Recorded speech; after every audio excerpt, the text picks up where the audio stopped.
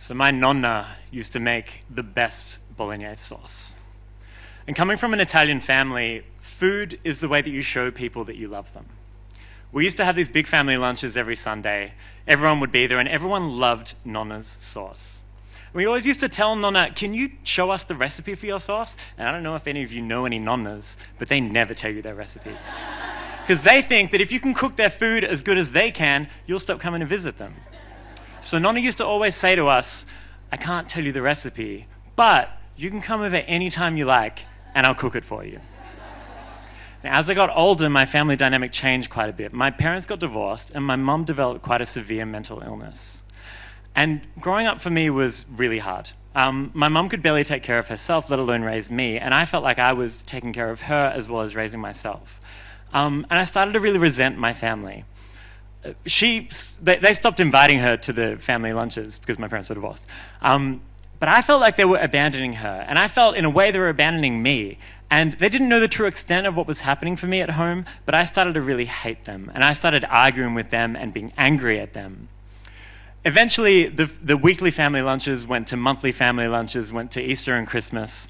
Eventually, my Nonna died, and she took her recipe for bolognese with her. As I got older, when I was in my 20s, on the rare times that I did see my family, it dredged up so many awful memories from my childhood, and I started getting such bad anxiety every time I would see them. I would spend most of our family lunches in the bathroom trying not to have a panic attack. And I couldn't tell my family that they gave me anxiety. I couldn't tell them they were giving me panic attacks, so I didn't tell them anything. And they thought I was just an asshole. They thought that I hated them. They thought that I was too good for them and that I was stuck up. And they thought that I was a bad son, a bad brother, a bad nephew, a bad grandson. And I just had so much guilt about this. And the guilt got so bad that, as weird as it sounds, 3 years ago, almost to the day, I packed a bag and I left. I left Melbourne, I left Australia, and I just started traveling. I realized that when I was traveling, I could be anybody that I wanted. I didn't have to carry my family with me. I didn't have to have this guilt anymore. And for the first time in years, I felt free. After 3 years of that, I decided I probably wanted to settle down somewhere, and I decided I wanted to live in Europe. I was eligible to get my Italian citizenship through my Nonna's family. And there's two ways you can get citizenship for Italy. You can come back to Australia and try to get it through the consulate here, which takes about 2 years, or you can go to Italy, to your ancestral home, live there for about 2 months, and get it in person.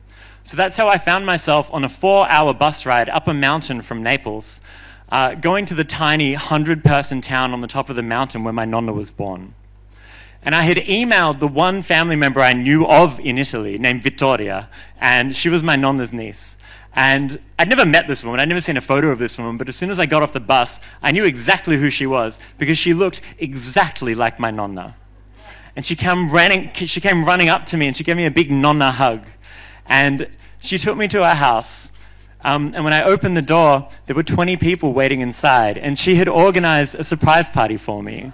And everybody in there were my relatives from all over southern Italy. And they had come 2 or 3 hours each just to come and meet me. And they'd never heard of me before, but I was family and they wanted to meet me. And they brought me presents. They had photos of my family to show me. They wanted to hear stories from me. We had this big family lunch. And I smelt something coming from the kitchen. And it was this really nostalgic smell. And I couldn't quite put my finger on what it was. And Vittoria comes out looking just like my Nonna, holding this big pot. And I realized it was Nonna's sauce. And I lost it. I started crying.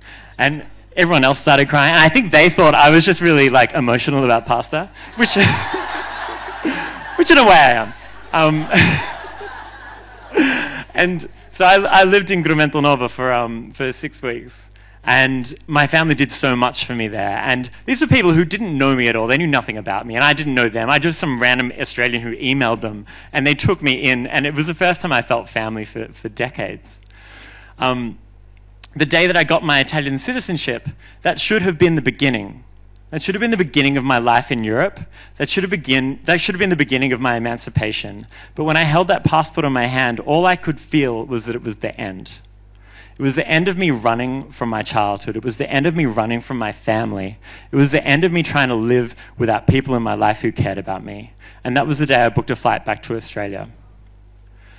I got back to Australia 3 or 4 months ago. And when I got back, I was really anxious about how I was going to try to start rekindling my relationship with my family. And I sent them a message and I said, I just got back from Europe and I spent a few months in Grumento Nova, and you won't believe it, they taught me how to make Nonna's sauce. And they responded straight away and they said, oh my God, you have to tell us the recipe. And I said, I can't tell you the recipe, but you can come over anytime you like, and I'll cook it for you.